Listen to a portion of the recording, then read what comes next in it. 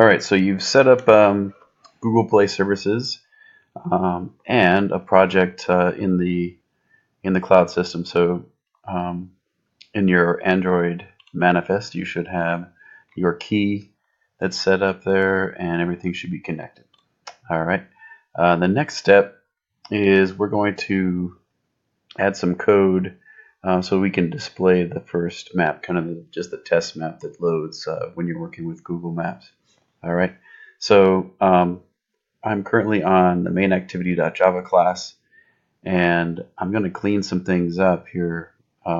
So if you want to go to your onCreate method, just under the constructor that goes to the onCreate create. This, by the way, is going to the app combat or compatible activity class that has that constructor here that we're working with.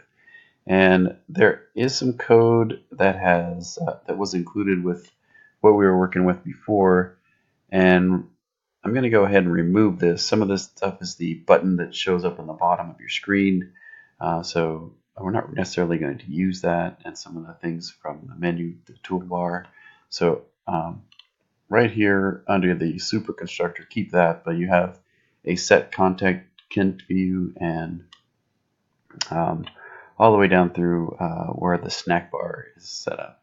All right, we're going to add some other things, so let's kind of clean this up. All right, and when you do that, let's go ahead and check our imports. There's going to be some imports that are grayed out that we're no longer using, so I'm going to go ahead and remove those. Okay, if we need those, we can add them later. All right. I have a lot of code that I'm going to share with you, so you're also going to get on Google Classroom this Notepad document, this text document. I think I showed you in the past video, but when we're setting up Play Services and the code that we needed to add. So if you're following along in that document, this is where we're at here. Add the following variables to your main activity.java and fix some imports. Okay, so the first import that you need to have is this related to Google Maps. If you don't have that one, go ahead and copy it from the document there and paste it in. Okay, and then the next couple of things you need here are a couple of variables. One is a Google Map variable, and the lowercase m map, there's just a to be consistent with the naming convention with Google, to indicate that it's included as a Google application. Normally there's a naming convention with that, so in this case it's a lowercase m and map. All right, and then we have an error request that we will be using this just kind of a random number that we're going to use for the error request. I'll explain later. So we want to take those and copy them, paste them right above your onCreate method. Okay.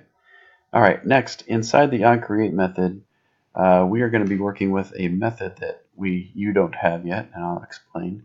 That's called getPlayServices.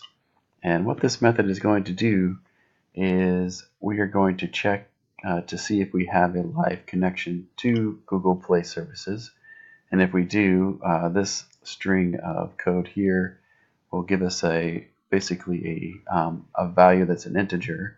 And if the value represents success, then we will basically be able to view. So this here will check to see if we have a successful connection. If we do, it's going to return true. And up here, if it returns true, we're going to set our content to a new activity that we're going to create. All right. Then we're also going to post a toast pop-up message that says ready to map.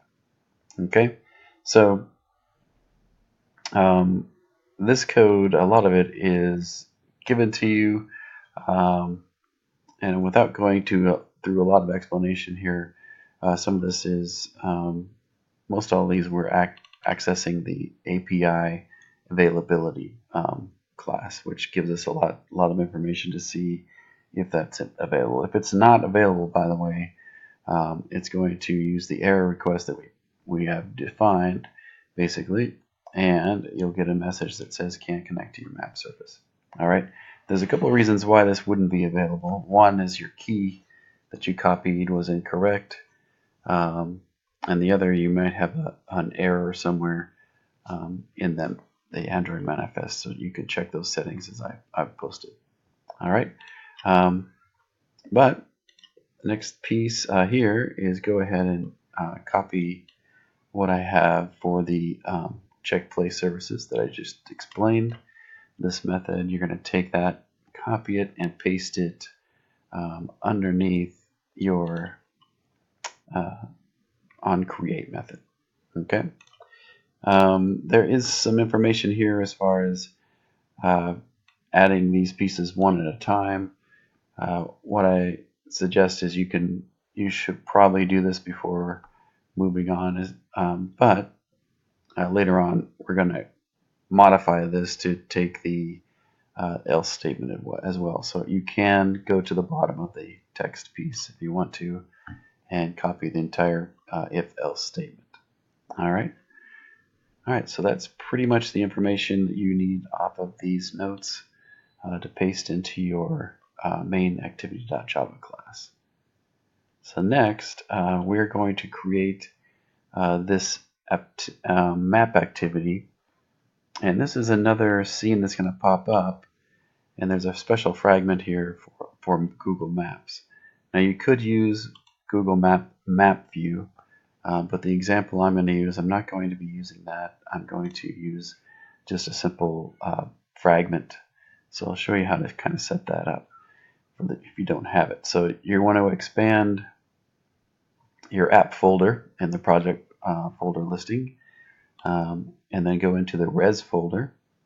Then you have layout. All right. And currently, what you will have is activity main and content main. So you need to create this other layout activity underscore map. So in order to do that, you're going to right click on the folder that's labeled layout, and you'll choose new layout resource file. And here you're going to type activity underscore map. This is the naming convention for activities, by the way. And the root element that you're going to have is fragment. It's all over lowercase. All right, if it pops up, you just go ahead and select that. Okay, the rest of the stuff we're going to leave as default, and then you go ahead and click OK. All right, I'm going to choose map 2 just to show you what it looks like when you create one of these. All right, so map 2 just has this basic fragment here. All right. If you want to format it the way I have with that, it's a good way to format is you have this kind of line up all your different properties and arguments like this.